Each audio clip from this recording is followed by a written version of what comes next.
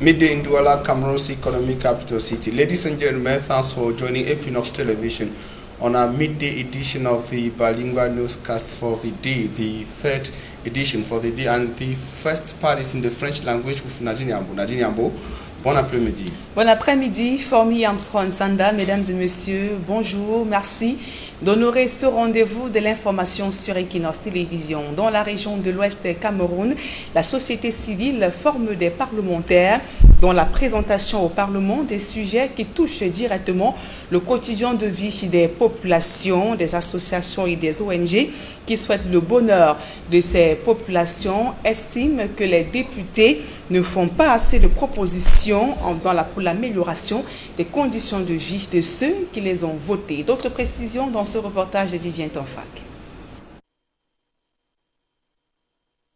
Faire passer une proposition de loi à l'Assemblée nationale reste un luxe pour un député. Jusqu'à présent, la plupart des propositions de loi adoptées à la Chambre basse du Parlement camerounais émanent du gouvernement. Cette triste réalité est la conséquence de plusieurs facteurs. Parfois, le problème vient au niveau de la base. Quand du moment où les fonctions de députés sont ouvertes à tout le monde, ça devient un peu compliqué parce que quand on prend un commerçant et les députés, quand vous allez venir de parler de loi, ça ne lui dit rien. Beaucoup rentrent là-bas. Malheureusement, ce corps aujourd'hui est devenu, pour ma part, est pris en otage par les hommes d'affaires qui, en fait, n'ont pas de compétences, même intellectuelles, pour pouvoir même suivre un séminaire. Les tentatives de proposition de loi ne viennent que de l'opposition. Et pourtant, vous avez en face toutes les imminences grises, quel que soit le domaine que vous allez prendre les siens, vous trouverez au sein de la famille parlementaire RDPC les experts en la matière. Mais il faut se poser la question pourquoi eux-mêmes ne déposent pas de propositions de loi. Dans le but de permettre aux députés d'assurer plus efficacement leurs responsabilités, les capacités de quelques-uns viennent d'être renforcées. À l'élaboration des propositions de loi et au contrôle de l'activité gouvernementale au cours d'un séminaire tenu à Bafoussam. On peut souligner, n'est-ce pas, ce fait que la majorité des parlements de l'Afrique centrale, au niveau de ces parlements, on observe cette attitude des parlementaires, n'est-ce pas, qui consiste à se contenter, à se pencher sur les projets de loi qui émanent du gouvernement au lieu de l'initiation des lois. Donc le séminaire que nous organisons ce jour consiste, n'est-ce pas, à renforcer les capacités des députés à l'initiation des lois, à l'élaboration, n'est-ce pas, des propositions de loi. La capacité en termes de rédaction des propositions de loi, en termes de différents pièges qu'il faudrait éviter. Vous savez, il y a le piège de l'irrécevabilité. Donc, quand on est face aux techniciens de haut vol, comme ceux que la Fondation Kofi Annan a offert là, on ne peut que s'en féliciter et de penser qu'on sortira avec un plus pour pouvoir être en mesure d'éviter ces différents pièges-là. Organisé par l'Association internationale Kofi Annan pour la promotion et la protection des droits de l'homme et la paix, ce séminaire rentre dans le cadre du projet d'appui à l'efficacité de l'activité parlementaire au Cameroun, financé par l'ambassade des États-Unis. Et nous restons toujours dans la région de l'Ouest Cameroun, cette fois-ci à Fokwe, dans la Menoie. L'arrondissement se vide peu à peu de sa jeunesse. Elle migre vers les grandes villes à la recherche de mieux-être seulement. La réalité dans cette grande ville est tout autre, ce qui amène ces jeunes à plonger dans l'oisiveté et la délinquance. Le reportage de Leclerc Sakem. Au fil des années, les localités de l'arrière-pays n'ont cessé de se vider. Les jeunes de plus en plus, piqués par le virus de la ville, désertent campagne pour la métropole où ils espèrent, après leurs études, harceler facilement un emploi et des conditions de vie meilleures. Ce constat n'est pas étrange à la commune de Fokwe dans le département de la Ménoire. Après les études, nos jeunes, plus précisément nos filles d'ici, lorsque on finit les études, on n'a pas d'emploi et d'autres tombent dehors. Les jeunes de l'arrondissement de Fokwe, lorsqu'ils finissent les études, après ils se retrouvent dans le secteur clandestin et nous sollicitons de l'aide au pouvoir public pour que l'arrondissement puisse aussi à se développer en fait. Sauf que la réalité en zone urbaine n'est toujours pas celle espérée. Nombreux se retrouvent dans le sous-emploi et même des activités peu recommandables. Face à ce phénomène, l'élite s'est résolue à initier des ateliers de sensibilisation, des formations et de formation de la jeunesse sur les opportunités d'emploi qui se trouvent sur place. Il va d'un constat suivant lequel il y a un déséquilibre qui sera de plus en plus grand entre l'offre d'emploi, la demande d'emploi, notamment pour nos jeunes. Après avoir réfléchi, nous avons pensé qu'on peut changer d'approche. Au lieu que ces jeunes deviennent des demandeurs d'emploi, pourquoi ne pas être plutôt des offreurs d'emploi après avoir créé le leur à eux-mêmes. Ils sont invités à être des créateurs d'emplois et non plus des éternels chercheurs d'emploi. Qu'ils comprennent que trouver un emploi ailleurs sera une très petite exception et que plutôt créer soi-même un emploi devrait être la chose que chacun doit connaître. L'auto-entrepreneuriat, c'est l'emploi. L'ère de la fonction publique vache à lait qui emploie tout le monde est complètement révolue. Il y a des jeunes qui font dans les petits métiers, dans l'artisanat. Et ce que nous voulons dire, c'est que cette infime partie-là qui le fait, soit l'exemple, soit comme le levier. Plusieurs autres jeunes entrepreneurs ont partagé leur expérience au cours de cette rencontre afin de booster leur cadet. Ici, la pisciculture, l'agriculture et autres types d'élevage sont les voies recommandées, même s'il demeure vrai que la question du financement reste le nerf de la guerre. Dans la région de l'Est Cameroun, rendre la ville de Bertoua propre et surtout lutter contre l'épineuse problématique du chômage des jeunes, c'est l'objectif que se fixe la mairie de la ville de Bertoua. Elle vient de recruter 50 jeunes. Leur mission, désherber les abords des rues et curer les caniveaux pendant les 6 prochains mois. Le reportage de Benjamin Issam. Une cinquantaine de jeunes de la ville de Bertoua, désormais affectés au désherbage des abords de rue et curage de caniveaux. Pendant 6 mois, ils devront s'occuper de l'amélioration des infrastructures urbaines et de la propreté. Ces jeunes vont nous permettre, n'est-ce pas, de pouvoir rendre la ville de Bertoua d'abord propre. Ça va vous aider à embellir cette ville, vous aider à construire, n'est-ce pas, les ouvrages d'art. Et plein d'autres choses encore. Un partenariat tissé entre le Fonds national de l'emploi et la communauté urbaine de Bertoua. À travers, n'est-ce pas, ce projet, les jeunes se forment. Ils se forment parce qu'ils acquièrent un métier.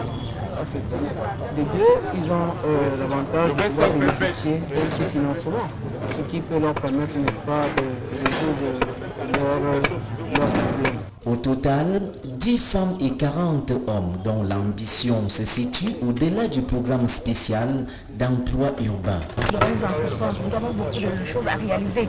Donc après le projet, nous avons beaucoup à réaliser. Donc beaucoup à donner. Et si ça passe par les efforts. Je suis porteur d'un projet et je crois que je saurais le faire dans la mesure où je serai rémunéré chaque fin de mois avec un arrangement des techniciens. Ces travaux rémunérés à hauteur de 60 000 francs le mois nécessitent une haute intensité de main-d'œuvre pour une amélioration des services sociaux de base. Voilà qui vient résoudre 2 problèmes majeurs à Bertoua: l'auto-emploi des jeunes, puis l'hygiène et salubrité dans une capitale régionale en pleine mutation. De la réclame dans ce journal, avant la deuxième partie en langue anglaise, l'Union camerounaise des brasseries célèbre les moments, effets de surprise et émotions garanties pour célébrer cette édition de la fête des mères à travers sa marque d'eau Madiba, une occasion unique pour montrer à quel point toutes les mamans sont chères pour nous. Reportage.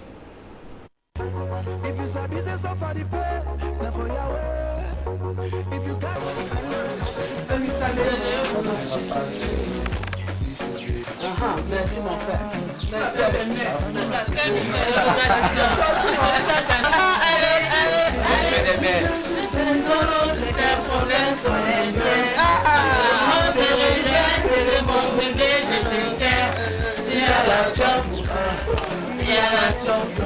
Même si c'est un bout de pain.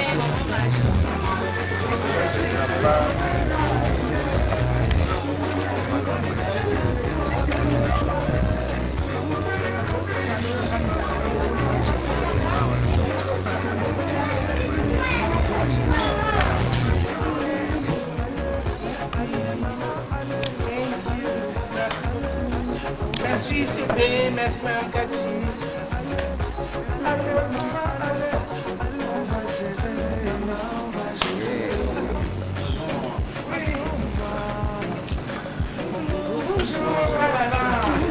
On fait comment? Bonne fête. Merci. Et Madame Merci.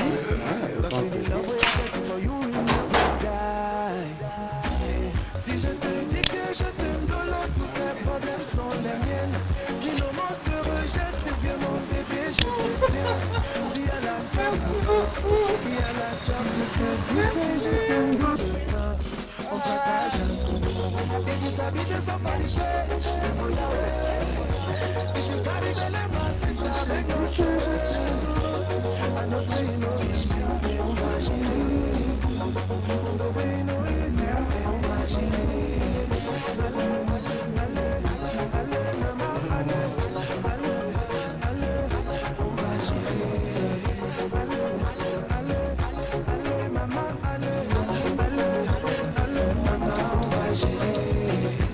If you get to baby, we love you, brother, hold on tight. If you get to the one we love you, sister, hold on tight. Mathématique nous avait dit, maman c'est le fort. Oh nanana, ma chérie c'est le fort. Si je te dis que je t'aime de là, tous tes problèmes sont les miennes. Si le monde te rejette, deviens mon bébé, je te tiens. Si y a la job pour un, il y a la job pour tous, même si c'est un coup. Qu'est-ce que c'est mignon! C'est la première fois qu'un client ta fille a gagné un petit jeu là. Alors que vient te guiller le cadeau de la fête de Noël. Alors, voilà, c'est la magie de la machine. Merci! Merci beaucoup. Une surprise, ça vraiment, c'est une... Tu vois là, t'arrives à l'autre là. Non, laisse. avec que tu es. Ah, vous ne me dites même pas. Ça a bien la matin. Ma mère. Bonjour. Happy Mother's Day. Ah, non, moi, allez. Bonjour maman. Je m'appelle Moustique Charismatique. La fille a joué à un jeu, elle a gagné. Puis il était question de le multicalice. Cadeau, c'est une bouteille d'eau minérale. Merci Seigneur. Elle l'a mis pour qu'elle. Même si quelqu'un dit qu'elle n'a pas touché, c'est le mauvais. Merci, merci Seigneur. Merci.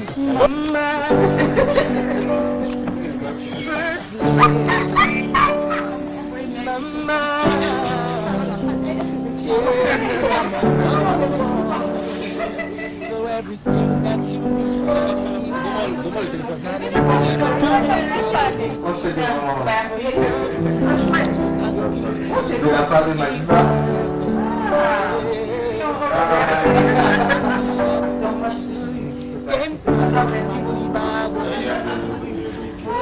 We got police in work and we came from Viva. Decided to go. Mama. Happy Mother's Day. Yes, I'll always love you, 'cause together we're strong. Toi et moi.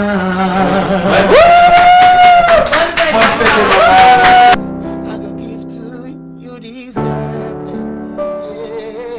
everything that you need. À présent, la deuxième partie de ce journal en langue anglaise avec vous, Fomi Armstrong Sanda. Thanks, Nadine Yambo. Thanks, ladies and gentlemen, for joining us in the second segment of information. We'll begin on road accidents to say that one person has been confirmed dead and 2 others severely wounded in an accident that occurred yesterday in the early hours along the Douala-Yaoundé highway, that is the national road number 3, precisely at Poma, one of the localities along the national road number 3. The accident involved 2 heavy-duty vehicles coming from opposite directions, one from Yaoundé and the other one from the city of Douala. The both vehicles came on a head-on collision, leaving 1 person dead and 2 others severely wounded. The 2 wounded victims are currently receiving treatment at the hospital in Puma in the Sanaga Maritime Division of the Littoral Region of Cameroon, while some of the products which were being transported by the vehicles were destroyed. As you can see on your screens, some of the products left on the tar after the incident.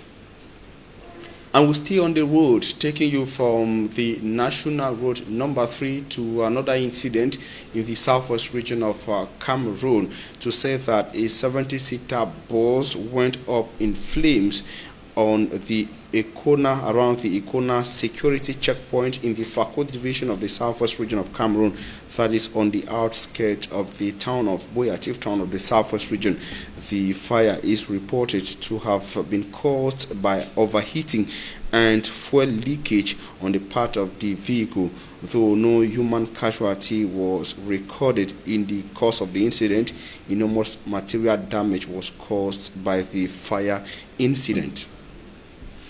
In the south region of Cameroon, Cameroon's Minister of Public Health, Dr. Manahuda Malashi, has visited to supervise works on the newly constructed South Regional Hospital. He says operations will begin on the hospital very soon to be able to attend to the health challenges of the people of the South region. Immaculate Fogwe tells us more in the following report. Access to quality healthcare services remains a major problem faced by inhabitants of Eboloa, chief town of the South region. The newly constructed regional hospital in Eboloa, which is yet to go operational, is expected to boost the healthcare system in the region. I cannot tell you even now when we are going to make it operational. It's the aim of the head of government. So we are going to do a proposition and wait when we are going to open it. I have a very high quality of equipment. The infrastructure is already close. I think we can make it operational in the same week.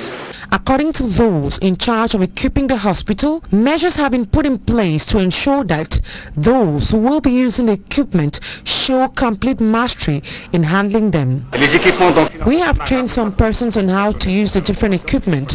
We are yet to complete the training. According to the Minister of Public Health, Dr. Manahuda Malachi, the hospital will be able to treat cases in and out of Eboloa. The population are anxiously waiting for the hospital to go operational. An abandoned school building in the Edea 1 subdivision of the Sanaga Maritime Division of the Littoral Region of Cameroon. The people of the area says the teachers who have been sent to teach their kids have all abandoned their activities while receiving salary from the government. One of the school building or the school that has been abandoned in the bush was visited by our reporter Ikoka Lobe and Charles Ekome. It's been almost a year that the pupils of government school Yasuka in the Sanaga Maritime Division have not attended classes. This school, found in the Edea 1 subdivision, has now been covered up by dense vegetation due to inactivity. Take a look at the school. For the past 20 years, this school has always been functional. The school has always had an enrollment of more than 100 pupils. My first daughter had a certificate d'études primaires here. Parents also say they have been suffering because the school is no longer functional, a situation which has pushed most of them to send their children to neighboring towns, while other parents with limited means and resources continue to watch their children stay home uneducated. These are my children. They are not able to go to school this year due to the closure of the government school. Despite other emerging problems in the locality, such as bad roads, the population continues to decry the present situation of no primary schools in the area. The least they expect and ask of the government is that government school Yasuka is once again functional in order to preserve the future of these children. À Yasuku, Andombia, personnellement, nous voulons l'école. The abandoned government school Yasuka in the Idea 1 subdivision of the Sanaga Maritime Division, visited by our reporters Charles Ekome and Ekoka Lobe. And now we talk something else from the littoral to the southwest region to say that the former eldest member of the Senate in Cameroon, paramount ruler of the Bafos and key actor in the long political history of former southern and west Cameroon, was laid to rest in Kumba in the Meme of the southwest region of Cameroon. Victor Mukete was buried in a burial ceremony where the President of the Republic, Paul Biya, was represented by Bernard Okalia Bilai, governor of the southwest region of Cameroon. Derek Jato, Zaiboy were part of the burial ceremony and compiled the following report. He came here November 15, 1918 and left here April 10, 2021. And for the 103 years that he has been here, he was many things to many people. He was a last man standing. He fought for the Bafo people. He fought for the Anglophones. Patriot. It's a monument in the history of Cameroon. He ended up his last days making sure that his South was in order, and that is what we as chiefs who are remaining should emulate. Welcome to Kumba, welcome to the Chief Town of Meme Division. We are presently at the palace of late Senator Fonvi Imokete. You can see right behind me the arrival of the Southwest Governor and the delegation, and the now paramount ruler, the person that succeeded the late paramount ruler, just making their entrance there. We are equally having members of government, sons and daughters of the Southwest region. Just to let you know that late Senator Fonvi Imokete will be giving a state burial here. Just behind me, this is where the casket will be laid. And President Paul Biya, President of Cameroon, says Senator Fond Victor Essemi Songo Mukete was a father of unity. And Southwest Governor Bernard Okalia Bilai is the personal representative of President Paul Biya at this funeral ceremony. And the president sent him with this message. And his total commitment to peace, concord, and national unity. I equally convey the deepest sympathy of my wife. Please accept, ladies and gentlemen, the assurances of my highest consideration. Signed, Paul Biya, President of the Republic. To the Southwest Elite Association, Suela, he was an all-round pillar of the region. He was not only a mentor, he was a father, an advisor. He embraced everybody and everybody. He made Southwest a hospitable environment, but not to be taken from any kind of place. He was the voice of the Anglophones and an inspiration in the entire Senate. He was the quintessence of what the Cameroon of today needs. A politician who can stand up for the truth, not minding whose ox is God. I can remember Von Mukete on the floor of the Senate when he charged all of us younger senators to undertake our duties with sagacity. And he will take the floor to challenge whoever in the Senate to go and tell anybody. And his party, the CBDM party, is being represented here by its Secretary General. Also present was the Assistant Secretary General at the Presidency of the Republic, Minister, Director of Cabinet at the Prime Minister's Office, and Minister Delegate in the Ministry of Economy, just to name but these. The security-tied funeral ceremony ended hitch-free as the paramount ruler of the Bafos goes home in style.